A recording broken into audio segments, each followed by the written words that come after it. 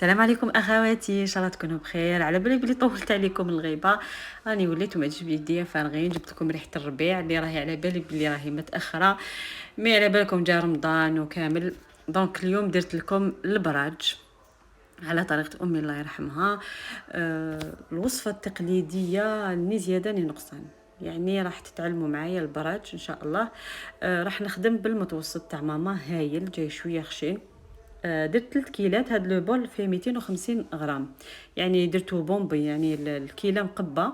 دونك راح التوتال راح هاد رفدت لي الكيله كيلو تاع سميد متوسط. ملحت شاكيله ملحتها باش يجي الملح متوازن.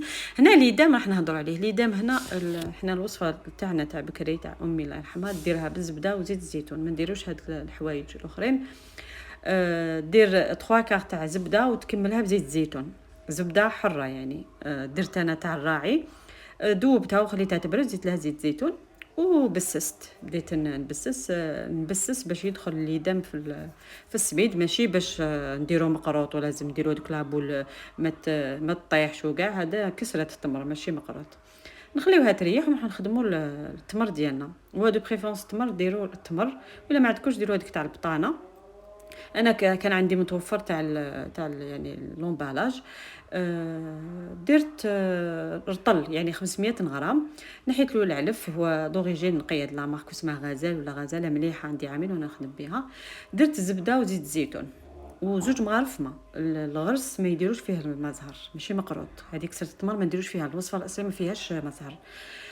خدمتها وحليتها فوق بابي كويسون باش يعاوننا في الخدمه.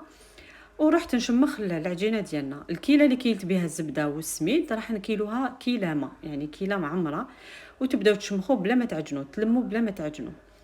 قسمتها على زوج، خليتها تنشف 5 دقائق وبديت نحل. تعاونت روحي بالبابي كويسون. حليت هكا بيدي، العجينه تكون طريه ما تخافوهاش. تقدروا ديروها على ساشي، بصح بابي كويسون براتيك خير من ساشي اليمونتير. حليتها هكذايا بيديا. زدت حليت لا دوزيام. تخدموا يعني في امان، يعني ما عندكمش على واش تخافوا. اللي ماشي موالفه دير بتيت كونتيتي، دير بالكاس هذاك تاع 200 مليلتر وتخدم تجيها خبيزه صغيره، والله راح تستمتعوا بواحد الذوق ولا اروع. هنا حليت كيما قلت لكم لا دوزيام.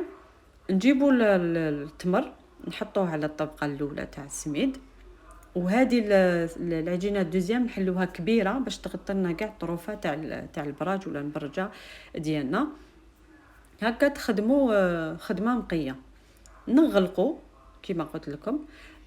حطيت التمر ديالي ونزيدو نحطو لا تروازيام يعني دوزيام عجينه ديالنا، ونغلقوا لي كوتي. هنا كي تخدموا بابي كيسون والله ما تخافوا، ميم لي جامي دارتهم راح تنجح. من تبعي الوصفه راح تنجحي فيها باذن الله. نغلق الطروفه كامل. نحيت شويه الزايد، هذا كاين واحد الزايد هذاك نحيته، حطيته لولادي يلعبوا به يديروا كسره تاعهم هكذايا وتخدموا.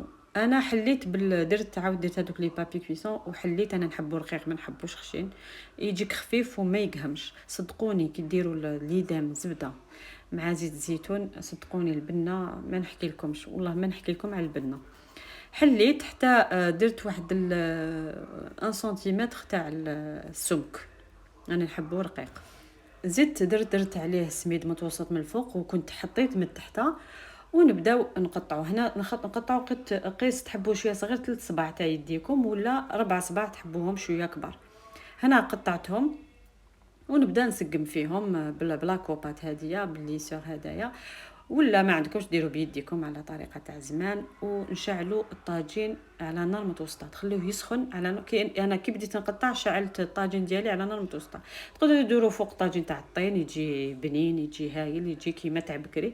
انا ما راهيش متوفره عندي الطابونه. درت فوق لا بلاك عادي فوق الطاجين، شعلته وسقمت كاع الحبات ديالي وبديت نطيب. هنا البلايص اللي ما فيهمش سميد راح يطيب هايل، يطيب بواحد لا دوغور ما شاء الله. يعني الخلاف في الكسره اللي تجي كيما الكسره نو، هذا نطيبوه على السميد. وكي يطيب دوكا نوري لكم الطريقه كيفاش نتخلصوا من السميد اللي زايد. هنا كيما قلت لكم نكمل كاع نحط يطيب ونسقم، باسكو الخبزه كبيره. هذا الكيلو دالي 40 حبه بالطروفه يعني. كيما راكم تشوفوا نحطهم يطيبوا على نار متوسطه ونقعدوا نعسوا فيهم، نقعدوا نقلبوهم هكا باش يطيبوا يعني طيب الحبه، يعني تاخذ لون واحد، يعني تاخذ لون موحد. بعد ما يطيبوا من تحت نزيدوا نقلبوهم ونعسوهم.